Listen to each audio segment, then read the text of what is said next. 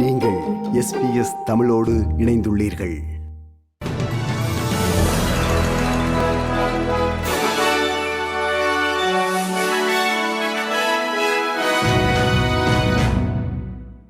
வணக்கம்.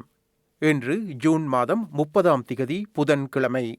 ஆஸ்திரேலிய செய்திகள் வாசிப்பவர் மகேஸ்வரன் பிரபாகரன். நொதர்ன் டெரிட்டரியில் புதிதாக எவருக்கும் கோவிட் தொற்று உறுதிப்படுத்தப்படவில்லை என்றாலும் ஆலிஸ் ஸ்பிரிங்ஸிற்கு இன்று மாலை 1 மணியில் இருந்து 72 மணி நேர லாக்டவுன் முடக்க நிலை அறிவிக்கப்பட்டுள்ளது. சுரங்கத் தொழிலாளியொருவர் அப்பகுதி விமான நிலையத்துக்கு சென்று வந்ததாகவும் அதனால் அங்கு தொற்று ஏற்பட வாய்ப்புள்ளதாகவும் அதிகாரிகள் எச்சரிக்கை விடுத்துள்ளனர். குறித்த சுரங்கத் தொழிலாளிக்கு தொற்று ஏற்படவில்லை என்றாலும் அந்நபரின் வீட்டில் வசிப்பவர்களுக்கு கோவிட் தொற்று உறுதிப்படுத்தப்பட்டுள்ளதாக அரசு தெரிவித்துள்ளது. அத்தியாவசிய பொருட்களுக்காக மக்கள் ஆலிஸ் ஸ்பிரிங்ஸிற்கு உள்ளேயும் வெளியேயும் பயணிக்க முடியும் என்று northern territory chief minister Michael Connor தெரிவித்துள்ளார். The lockdown direction applies to everyone inside the Alice Springs Town Council boundaries. That includes town camps. தெற்கு ஆஸ்திரேலியாவில் புதிதாக 5 பேருக்கு கோவிட் தொற்று உறுதிப்படுத்தப்பட்டுள்ளது.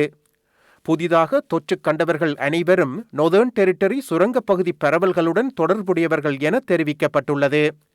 தெற்கு ஆஸ்திரேலியா திரும்பியிருந்த நொதர்ன் டெரிட்டரி சுரங்கத் தொழிலாளி, அவரது மனைவி மற்றும் தம்பதியினரின் 10 வயதுக்குட்பட்ட 3 குழந்தைகளுக்கே தொற்றுகள் உறுதிப்படுத்தப்பட்டுள்ளன. குறித்த குடும்பம் ஏற்கனவே விடுதியில் தனிமைப்படுத்தப்பட்டுள்ளதாகவும் எனவே முடக்க நிலை தொடர்பிலான உத்தரவுக்கு அவசியமில்லை என்றும் பிரீமியர் ஸ்டீவன் மார்ஷல் தெரிவித்துள்ளார். They are now in that facility. New South Wales மாநிலத்தில் சமூக பரவல் ஊடாக புதிதாக 22 பேருக்கு கோவிட் தொற்று உறுதிப்படுத்தப்பட்டுள்ளது. அதில் 11 பேர் ஏற்கனவே தனிமைப்படுத்தலில் இருந்ததாகவும் ஆக குறைந்தது 6 பேர் நோய் தொற்றுடன் சமூகத்தில் நடமாடியிருந்ததாகவும் பிரீமியர் கிளாடிஸ் பிரிஜிக்லியன் தெரிவித்துள்ளார். புதிதாக தொற்று கண்டவர்கள் அனைவரும் ஏற்கனவே இனங்காணப்பட்ட பரவல்களுடன் தொடர்புடையவர்கள் என தெரிவிக்கப்பட்டுள்ளது. எதிர்கால முடக்க நிலைகளை தவிர்க்க தனது மாநிலம் விரும்புவதாகவும் மாநிலத்தை பாதுகாப்பாக வைத்திருக்க சுகாதார ஆலோசனைகளை எப்போதும் பின்பற்றவுள்ளதாகவும் பிரீமியர் கிளாடிஸ் பிரிஜிக்லியன் கூறியுள்ளார். குயின்ஸ்லாந்து மாநிலமானது கோவிட் பரவல்கள் மற்றும் மாநிலத்தின் சில பகுதிகளில் அறிவிக்கப்பட்டுள்ள முடக்க நிலை ஆகியவற்றால் பாதிக்கப்பட்டுள்ள இவ்வேளையில் ஃபைசர் தடுப்பூசி விநியோகம் மிகவும் குறைவாக இருப்பதாக மாநில அரசு எச்சரித்துள்ளது. குயின்ஸ்லாந்து மாநிலத்தில் சமூக பரவல் ஊடாக இன்று மேலும் 3 பேருக்கு கோவிட் தொற்று உறுதிப்படுத்தப்பட்டுள்ளது. இத்தொற்றுகள் குறைந்தளவான ஆபத்துள்ளவை என்றும் தொற்று கண்டோரின் தொடர்புகளின் தடமறிதல் நடைபெற்று வருவதாகவும் அதிகாரிகள் தெரிவித்துள்ளனர்.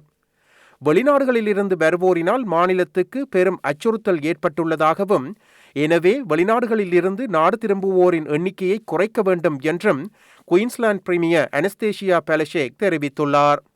Right across Australia, it's like a pressure cooker. We've got to relieve that pressure. So what are the levers we can pull to relieve that pressure? Well, we can lower the caps, lower the people coming in.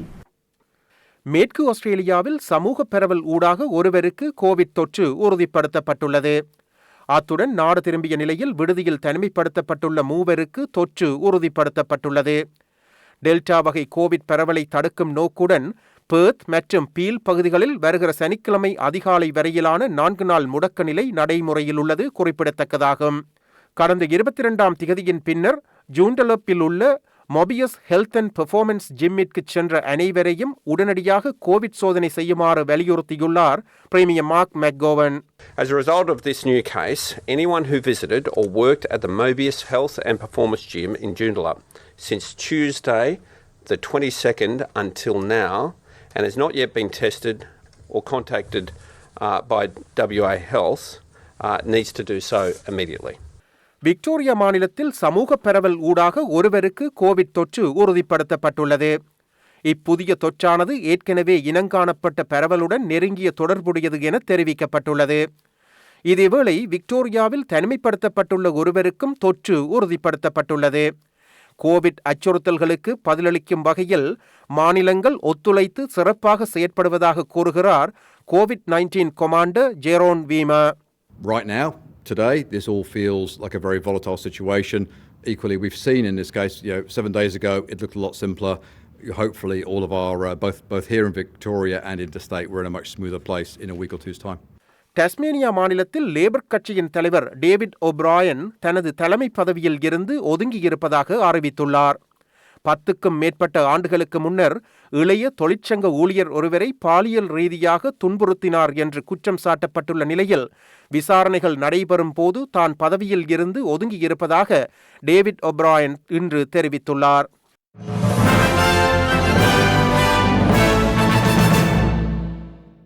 அடுத்து இன்றைய நாணய மாற்று நிலவரம். ஒரு ஆஸ்திரேலிய dollar 75 அமெரிக்க சதங்கள், 149 இலங்கை ரூபாய் 25 சதங்கள், 55 இந்திய ரூபாய் 93 காசுகள், ஒரு சிங்கப்பூர் டாலர் 1 சதம், 3.12 மலேசிய ரிங்கெட்.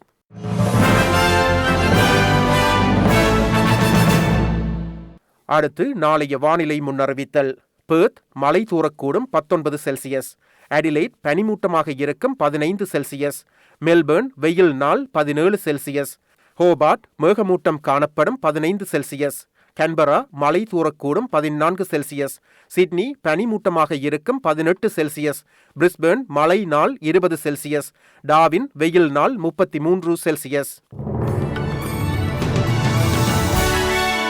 இத்துடன் SBS தமிழ் ஒலிபரப்பு வழங்கிய ஆஸ்திரேலிய செய்திகள் நிறைவு பெறுகின்றன. விருப்பம், பகிர்வு, கருத்து பதிவு, லைக், ஷேர், காமெண்ட். SBS தமிழின் Facebook.